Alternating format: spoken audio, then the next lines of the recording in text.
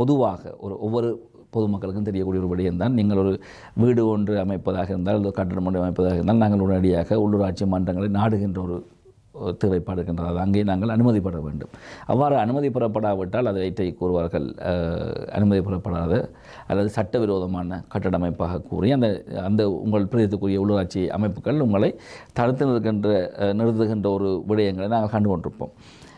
அந்த செயற்பாடுகளை ஏன் செய்கிறார்கள் என்றால் உங்களுக்கு தெரியும், இப்போது பார்த்தால் ஒரு சிறிய மழை பெய்தாலும் உடனடியாக அனைத்து வீதிகளும் வெள்ளம்.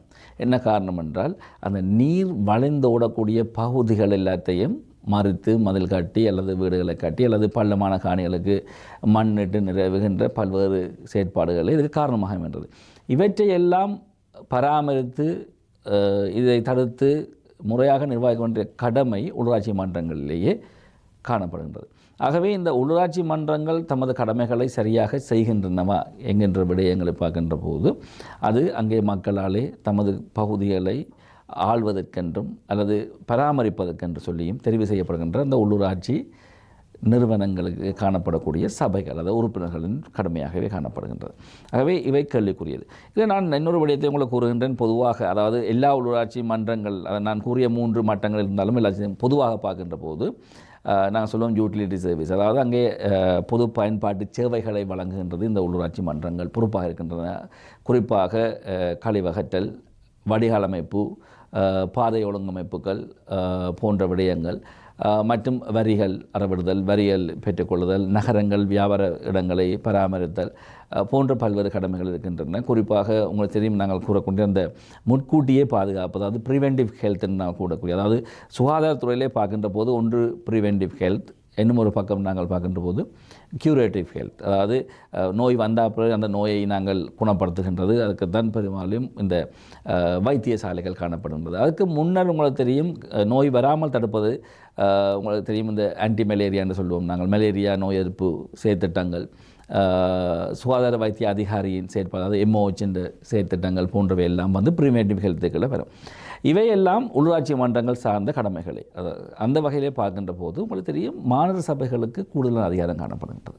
ஆகவே மாநகர சபை பகுதிகளிலே அந்த மாநகர சபைக்கு உரித்தாக அவர்களுக்கு கீழே செயற்படுகின்ற அந்த சுகாதார வைத்திய அதிகாரி பணிமனை காணப்படும்.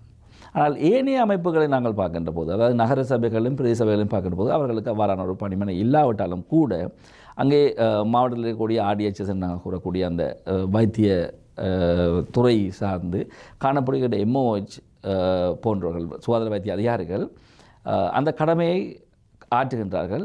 அவர்கள் இந்த நகர சபை அல்லது உள்ளூராட்சி சபைகள் பிரதேச சபைகள் சார்ந்து அந்த கடமையை ஆற்றுவதாகவே பொருள் கோடப்படுகின்றது. இதுதான் இந்த உள்ளூராட்சி மன்றங்கள் செயற்பாடாக இருக்கின்றன. மக்கள் தமது சேவைகளை பெற்றுக்கொள்வதற்கு மிகவும் அடிப்படையான முக்கியமான ஒரு அமைப்பாகவே இந்த உள்ளூராட்சி மன்றங்கள் காணப்படுகின்றது என்றால் உங்களுக்கு தெரியும். இதை நாங்கள் கூறுகின்ற போது நான் இவ்வளவு விடயத்தையும் கலைப்பதற்கும் ஒரு காரணம் இருக்கின்றது. நான் தேர்தல் ஆணைக்குழுவிலே இணைந்து செயற்படுவதற்கு முன்னர் நான் நீண்ட காலமாக உள்ளூராட்சி துறையிலே கடமையாற்றியவர். வவுனியா பகுதியிலே நான் உதவி உள்ளூராட்சி ஆணையாளராகவும் வடமாகாண உள்ளூராட்சி ஆணையாளராகவும் கடமையாற்றிய அனுபவம் இருக்கின்ற காரணத்தால் நான் இந்த விடயங்கள் உங்களுக்கு கூறக்கூடியதாக இருக்கின்றது. அதாவது இதை நாங்கள் கூறுகின்றது எவ்வாறுன்னு சொன்னால் இந்த செல்ஃப் கவர்னிங் கவர்மெண்ட், அதாவது அந்த சிறிய பகுதி, அந்த கிராமம் அல்லது அந்த நகரத்தை தாமாக ஆளுகின்ற ஒரு ஆட்சி அமைப்பு உள்ளூர், அதாவது இந்த பேர்லேயே உங்களுக்கு அர்த்தம் இருக்கின்றது, உள்ளூர் ஆட்சி மன்றங்கள், அதாவது அந்த ஆட்சி அமைப்பே இந்த சபைகள். இவற்றுக்கு பல அதிகாரங்கள் இருக்கின்றது. இவர்கள் தமக்கான சட்டங்களை கூட, அதாவது எங்கள் பைலோஸ் என்று சொல்லுவோம், உபவிதிகளை உருவாக்கி சட்டங்களை கூட உருவாக்கி செயற்படக்கூடிய அதிகாரங்கள் பெற்றவையாக காணப்படுகின்றது.